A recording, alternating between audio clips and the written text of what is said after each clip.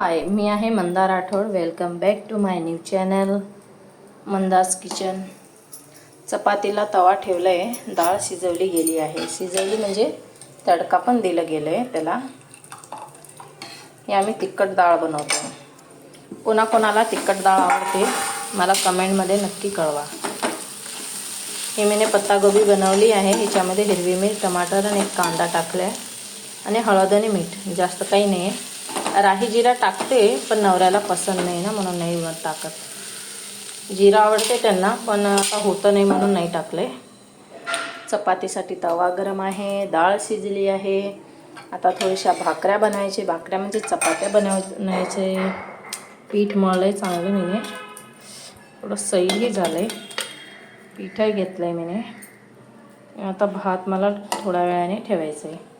तर माझ्या चॅनलवर तुम्ही नवीन असेल तर मला लाईक करा, फॉलो करा, सबस्क्राईब करा आणि मला कमेंट नक्की करा. Okay, bye bye.